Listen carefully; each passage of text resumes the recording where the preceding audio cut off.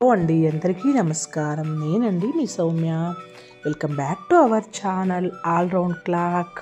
ఇవాల్టి వీడియోలో అటుకుల పాయసం, సేమ్యా పాయసం లాగా అటుకులతో కూడా పాయసం చేసుకోవచ్చు. అటుకులు ఆరోగ్యకరమైన ఆహారం. రొటీన్గా రవ్వతో సేమ్యాతో కాకుండా ఇలాగ ఒకసారి అటుకులతో ట్రై చేసి చూడండి. పాయసాన్ని ఎంత చక్కగా ఉంటుందో. నేనైతే అటుకులని మిక్సీ జార్లో వేసుకుంటున్నాను. ఒక కోర్స్ లాగా రుబ్బుకున్న తర్వాత కొద్దిగా నీళ్లు తీసుకొని అటుకులని బాగా శుభ్రంగా కడగాలి. అందులో ఉన్న ముగ్గు వాసన వెళ్ళే వరకు అలా కడిగేసామంటే కడిగేసి వడగట్టుకొని పక్కన పెట్టుకోవాలి. ఈ మిక్చర్ అంతా ఇలా పక్కన పెట్టుకున్న తర్వాత ఒక కడాయి తీసుకొని అందులోకి 1/2 లీటర్ పాలు వేయాలి. నేను 1/2 లీటర్ పాలు వేశాను. అలాగే ఒక 100 ml వాటర్ని కూడా మిక్స్ చేశాను.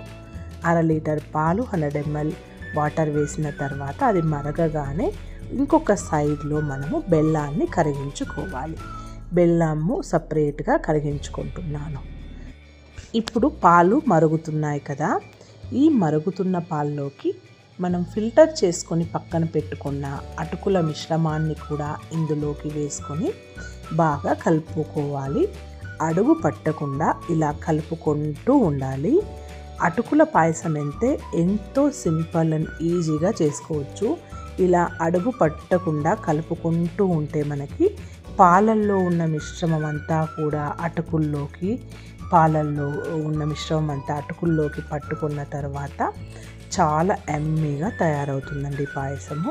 తర్వాత పచ్చి కొబ్బరి తీసుకొని రెడీగా పక్కన పెట్టుకున్నాను. పచ్చి కొబ్బరిని చిన్న చిన్న పీసెస్ లాగా కట్ చేసుకుందామని ఫ్రెష్గా ఉండే కొబ్బరిని అయితే తీసుకున్నాను.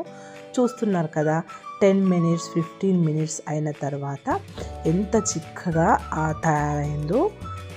ఆ లోపల మనము బెల్లం కరిగించుకున్నాం కదా, అది చల్లారాలి. ఎందుకంటే చూడండి, సపరేట్గా కరిగించుకున్న బెల్లాన్ని మనకి ఎంత కనిపించిందో చూడండి, డస్ట్ అంతాను.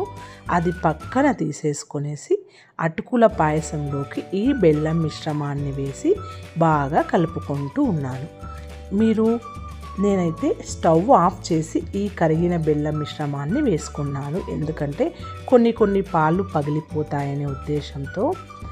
తర్వాత నెయ్యిని కూడా వేసుకొని ఒక సపరేట్ కడాయిలోకి అప్పుడే పచ్చి కొబ్బరి చూపించాను కదా, పచ్చి కొబ్బరిని చిన్నగా ఇలా కట్ చేసుకొని పీసెస్ లాగా పాయసంలోకి వేసుకోవడమే. చక్కగా పాయసం అయితే చిక్కగా రెడీ అయిపోయిందండి. అటుకులు, పాలు, బెల్లం తురుముతో కొబ్బరి పీసెస్తో ఎంతో చక్కగా 2 టీ స్పూన్ల నెయ్యితో అటుకుల పాయసం అయితే సూపర్గా ప్రిపేర్ చేసుకోవచ్చండి. ఈ అటుకుల పాయసం డిఫరెంట్గా ఉంటుంది. మీరు కావాలంటే జీడిపప్పు, ద్రాక్ష కూడా వేసుకోవచ్చు. నేనైతే ఇలా సింపుల్గా ప్రిపేర్ చేసుకున్నానండి. ఈ బెల్లం పాయసం మీకు కూడా నచ్చుతుంది అనుకుంటున్నాను. అటుకులు, బెల్లంతో కూడుకున్న ఈ పాయసం ఎంతో హెల్తీగా ఉంటుంది. మీరు కూడా తప్పకుండా ట్రై చేయండి.